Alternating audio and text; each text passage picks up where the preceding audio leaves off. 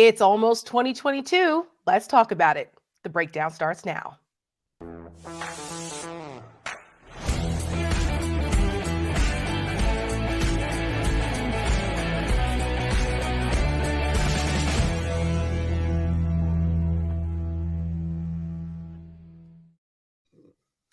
Good evening and welcome to The Breakdown. I'm Tara Setmayer and this is the Rick Wilson and we are back.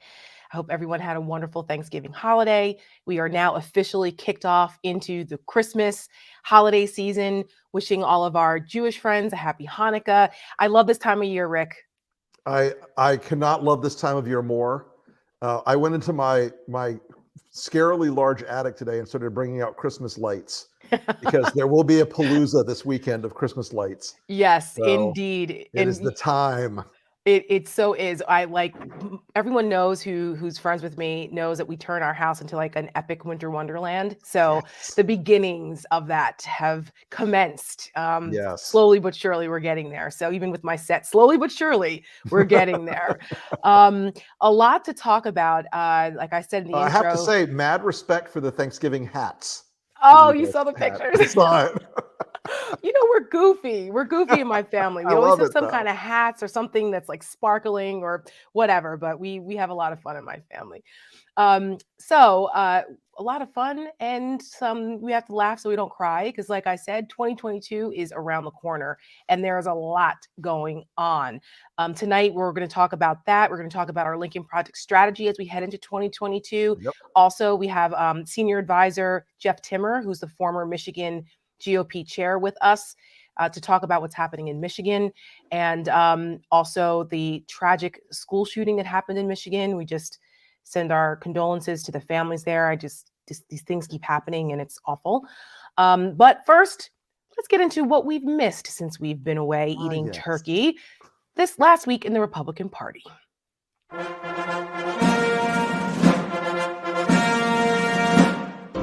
I served with Kevin McCarthy. He's a tool. Anytime you give me a drumstick. Oh, yeah. It's the best part. Hillary Clinton has been the single greatest purveyor of disinformation in the history of our country. It kind of still shocks me that she's roaming free, that she's doing interviews, that she's actually not in jail. And so it was his political views that led to you firing Lynn Wood. A mixture of a little bit of that. And what else was in the mix? Just how he is as a person. And what does that mean? He's insane. I was getting into an elevator with one of my staffers, and there she is, Ilhan Omar. And I said, oh, look, the Jihad Squad decided to show up for work today. By the way, folks, I've renamed the squad the Hamas Caucus. The line of supporting Donald Trump starts behind me. In 1917, as you know, we had the Spanish flu. Oh, I see you in the fifth row with 3 masks. Oh, Dr. Fauci, thank you for coming. Strangle that Fauci baby in his crib. Rip the Band-Aid off. You took that cognitive test. I asked Ronnie Jackson. You got 30 out of 30. If President Trump was still in office, by the way, we'd already have modified vaccines to deal with the new variants. Count on a variant about every October, every 2 years. Oh, I think it's going to, yep. We're going to need a new variant here. My gosh. The vaccine is poison. We don't want the vaccine. The shot, which is designed to see how many people will comply before they bring on the actual Mark of the Beast shot. A real horror show. Oh, yeah. It's the best part. I mean, there's just so much. There's just so much. You know, Tara, I watched that.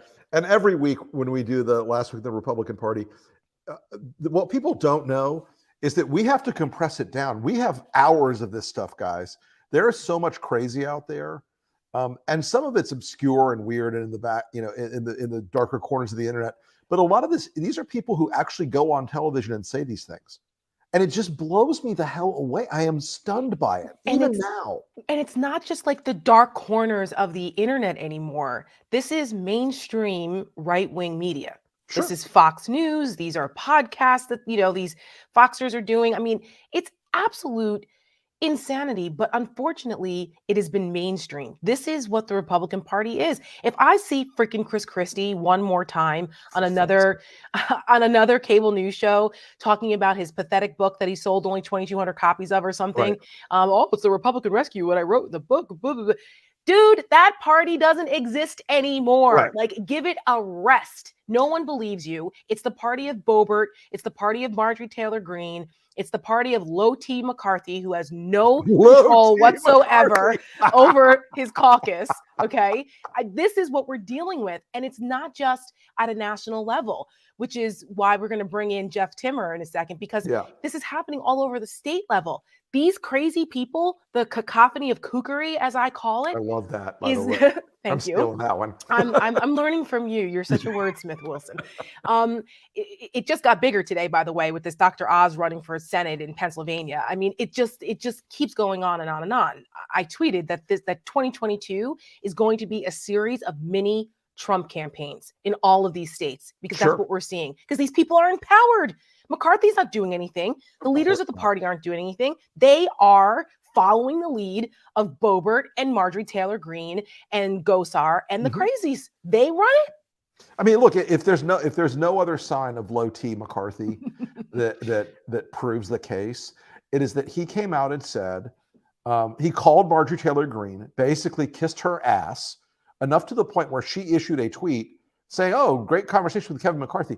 You know, as I jokingly said, but maybe not jokingly, hey, meet the new budget chair. Because she and people like her have controlled the Republican caucus. And look, Dr. Oz comes out today and essentially is like doing some like just the tip anti-vax bullshit in his opening announcement. This is crazy town, and these people are all going to be this way. And Democrats need to do two things, I think. One, get out of the ditch. This is not as impossible a year as you think it is, because the Republicans are putting up some truly, madly, deeply cuckoo people.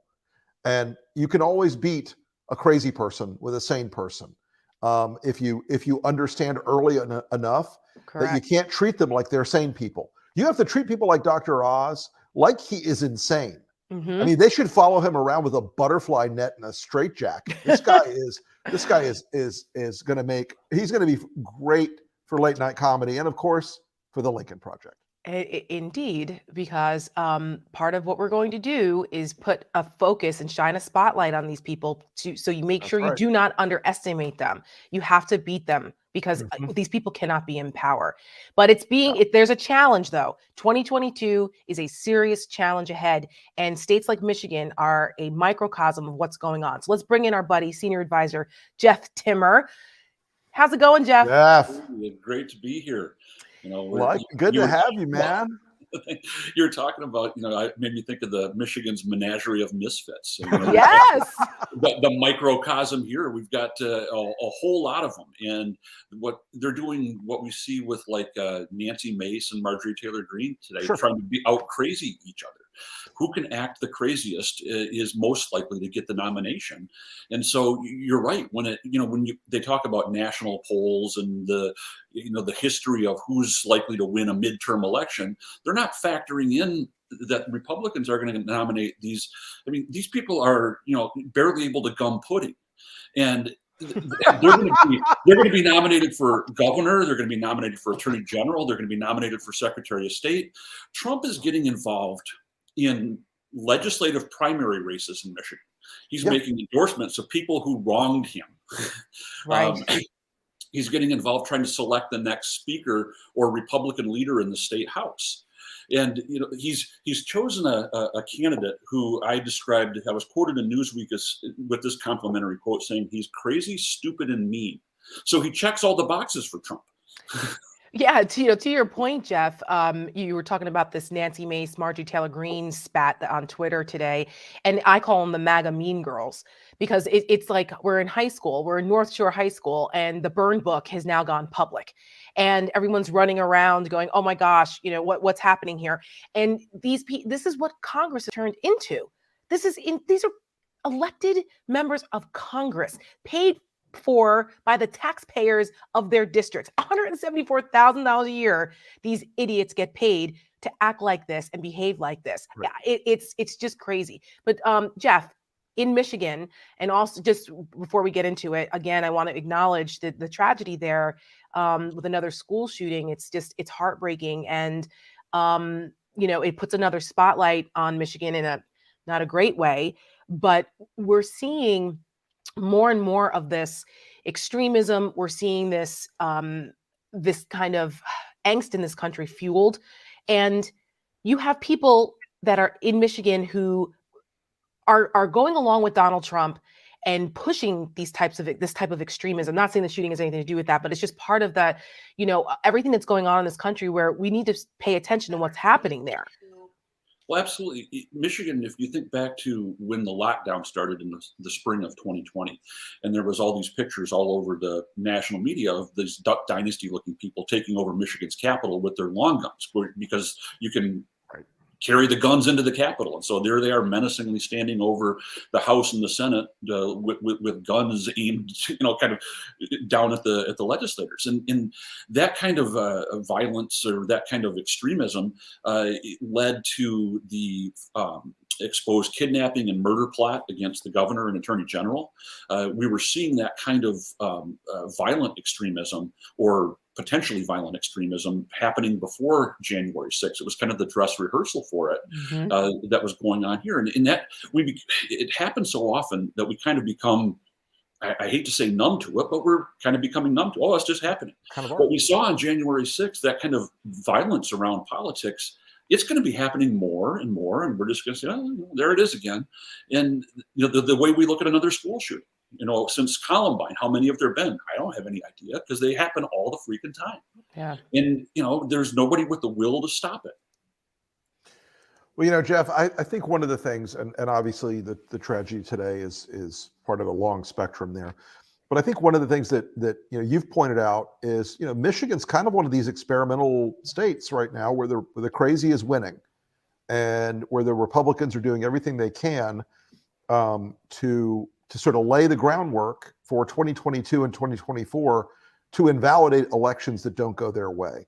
Are you seeing that on the ground out there with them trying to stack like local elections commissions and poll watching positions and all that sort of stuff?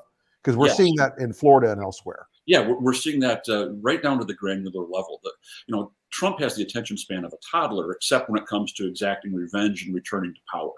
And they're paying attention to these very obscure positions like county boards of canvassers, where they're installing people who have said that they would, they want the military to invalidate the last election. They're now the new appointees to these county boards, and so they're doing this in broad daylight. It's a slow motion coup ahead of time. They're getting people in place who will do in 2024 that they lacked people who had the will to do in 2020. They're putting people in who the law won't stop them. The vote totals won't stop them. They will gum up the process, and they're going to further undermine the integrity and the faith in the election, where we're going to probably end up with things like competing slates of electors set to Congress from Michigan or other states. The whole intent is to throw a wrench in the gears to establish as much chaos as possible in order to let, who knows what will happen if Trump thinks he can emerge from, like some kind of, weird-haired phoenix out of the fire of the destruction that he can sow in 2024. Even if he loses, he intends to win. Yeah. Just to emphasize the point, Jeff, the stories that have been coming out of Michigan about how Trump needs a new legislature. Everyone remembers a year ago when we were watching the live stream of the state board of canvassers, and what one of the Republican members was going to do, whether they were going to vote to certify the election or not, right? That was it was must-see TV. When was the last time anybody was doing that? Never mind in Michigan, right? No offense to Michigan, but like, no, I served on that board. Nobody paid attention. I was just going to say you were on that, and I remember. Well, Jeff, I remember on election night we were together in Park City, and it was we all expected that red wave to hit first, and it did. But then we knew Michigan would be one of the states. Georgia was another, where the recount was going to grind out for a long time. Joe Biden won Michigan like 7 times, didn't he? After all, by 150,000 votes each time. Right, amazing. And Trump seems convinced, that somehow it was stolen from him in Detroit by, those people. Yeah, those people, just like, Right. those people who live in Philadelphia and other Right. inner city areas. Atlanta. Right. And that's the point I was making, is that Donald Trump, it wasn't even close in Michigan this time. Last time around, it was like 11,000 votes. This time it was like 150,000. It wasn't even close. And yet there were people there that actually thought there was a question about whether the state would certify it.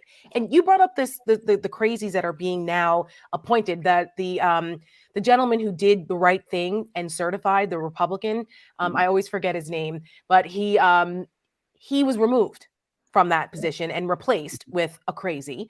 And now you have the woman that you talked about, the military tribunals. Here's a tweet from her last year on November 29th. This is Nancy Taylor Teseo. Is that how you pronounce her name? Yes. Mr. President, 80 million of us want you to use the Insurrection Act and to suspend the January Georgia Senate runoff and the December meeting of the Electoral College, so military tribunals can first be set up to properly investigate and resolve the cyber warfare on November 3rd, 2020 election issue. This woman is now in a position to certify elections in Michigan. These are not extreme people in the Republican Party. They're mainstream in the Republican Party. The way a Marjorie Taylor Greene is, that's not some fringe kook. These are the people that are in positions of power. They're chairing and co-chairing the state Republican Party.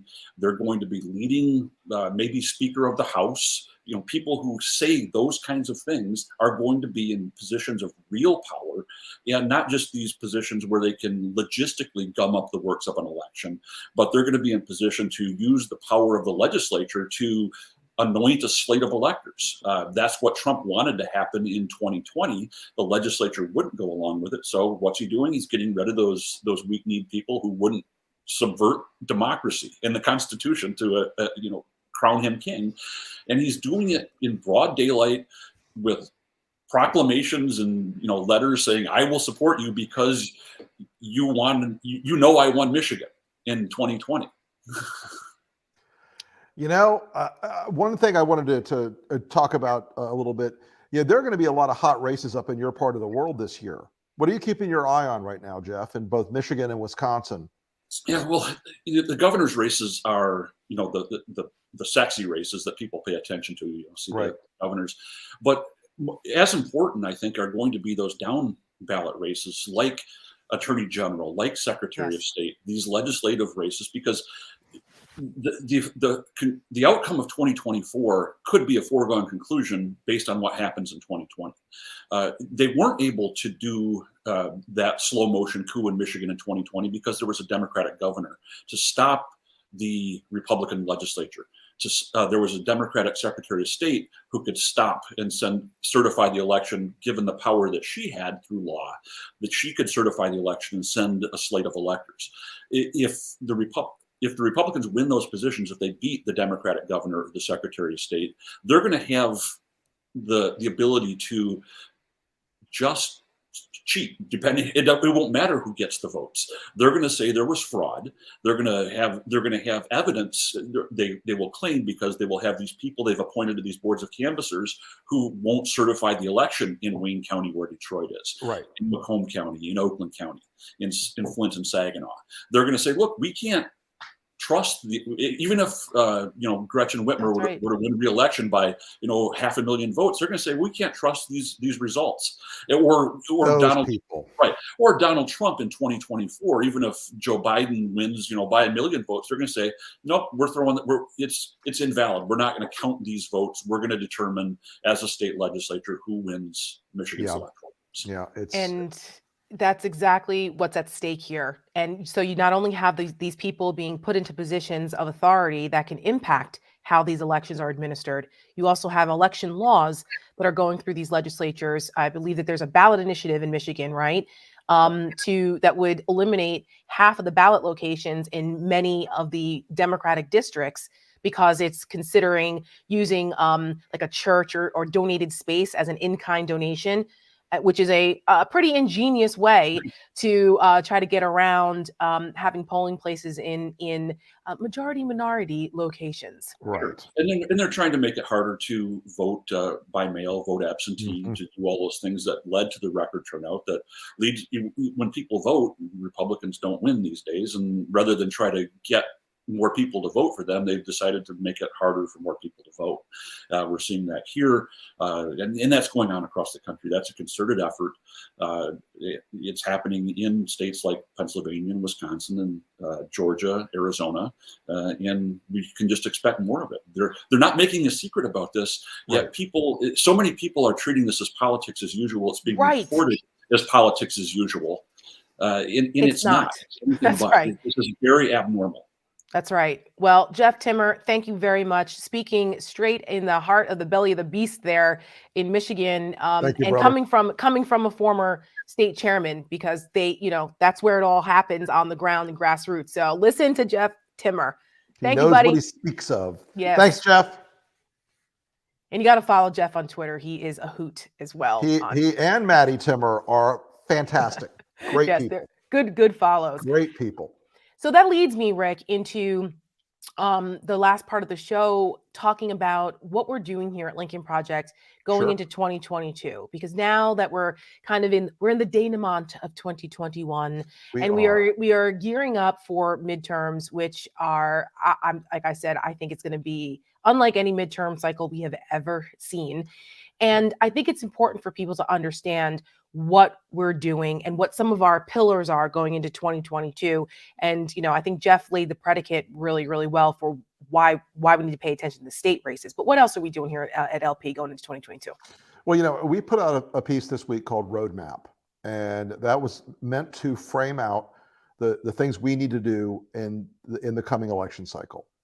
And that includes going after the preservation of the House of Representatives, because if the Republicans take over, it will be Speaker Green or Speaker Gosar or Speaker Gates, Jim Jordan, or Speaker Jordan, more likely. Good God! And those people will immediately impeach the president over nothing, over Hunter's laptop or some other delirious fantasy. They will roadblock every possible piece of legislation that you can imagine. In the Senate, if Mitch McConnell takes back the Senate, which is a very difficult, tie ball game right now, then you can expect there will never be another judge or political appointee now named in the Biden administration. They will do everything they can to wreck the country prior to 2024. They'll do everything they can to kill off this economic recovery that's starting before the election of 2024. So we're going to focus on the House, the Senate, a few key governor's races, and we want to continue to do the work that we've talked about a lot of using Donald Trump's mania and insanity and jealousy and venom and greed to damage and break up the images of Republican leaders who are rising up under this new authoritarian Trump movement. And some people are slow and don't understand this theory and this concept, but it's a very simple one. Donald Trump is the most powerful force in the Republican Party. Yep. There is nothing even close to him. Chris Christie writing this book this week and seeing how it flopped, it should be a lesson. There is no Republican Party that is not defined by Donald Trump and Trumpism, which is a form of white nationalist, authoritarian populism. It is a danger. It is statist. It is an emergent philosophy that is profoundly anti-small d democratic. It will destroy this republic.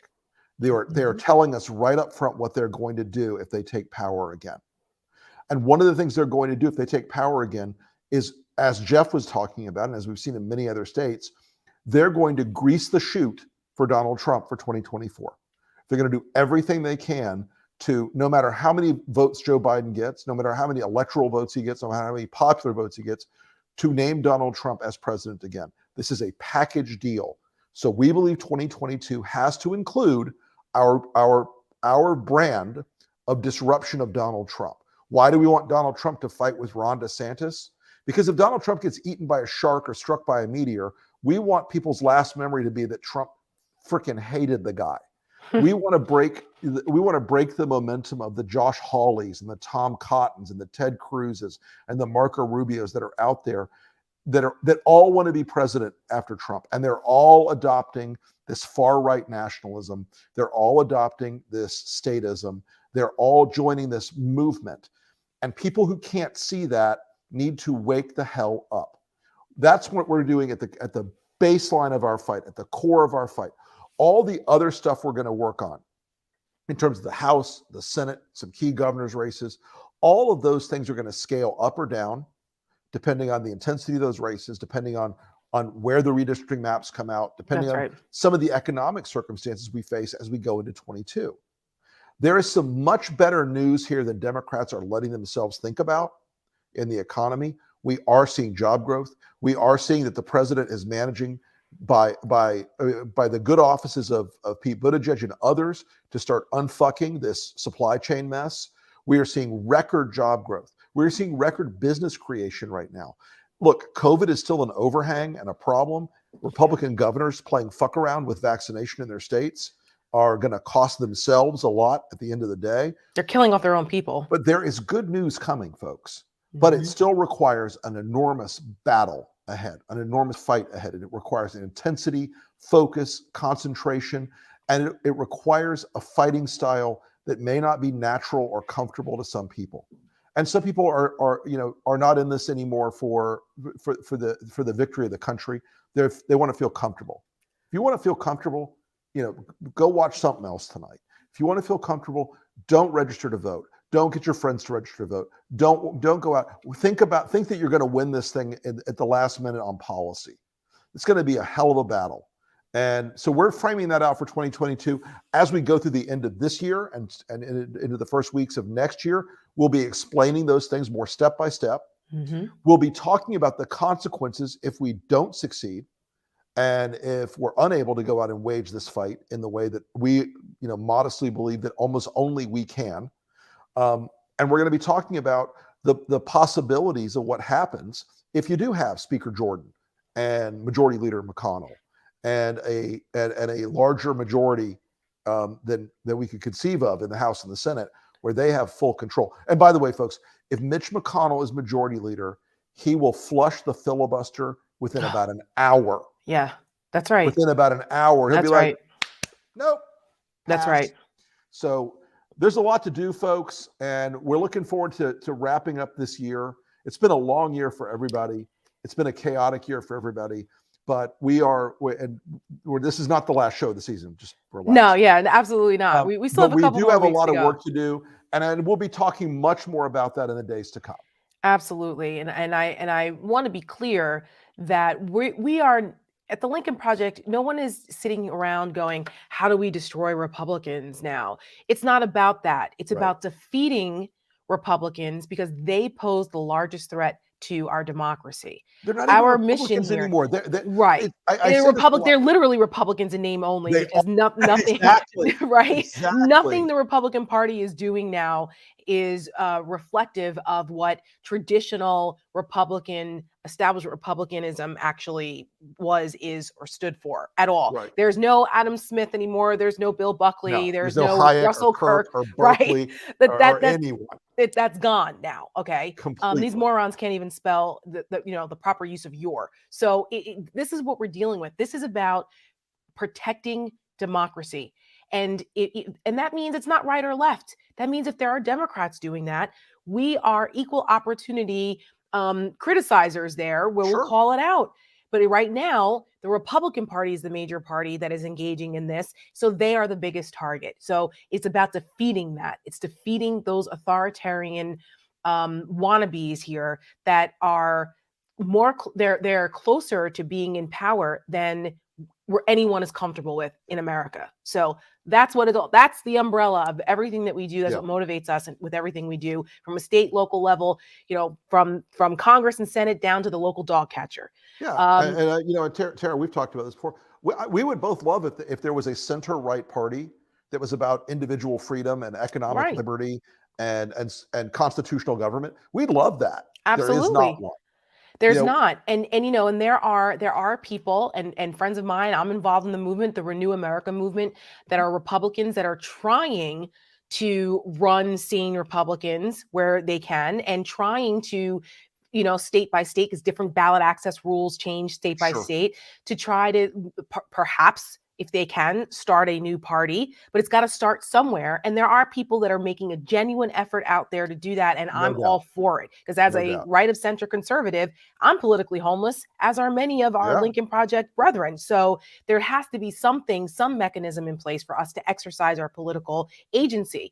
Right now, we're unaffiliated, and thankfully in the state I live, you can vote in primaries, or open, but not every state is like that. So it's going to take some time to change those fundamental mechanisms. But in the meantime, we have to fight the battle that's in front of us right now, because that's what's most immediate. Absolutely. So we mentioned the new ad roadmap. So I think we should play it now. Let's do that. Let's do that.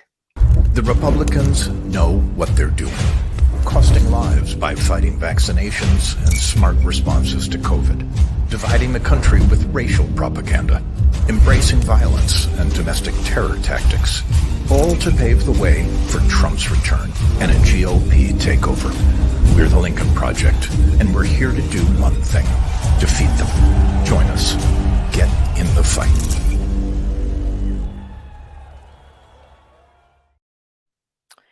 Get in the fight. Get in the fight. We are here for it.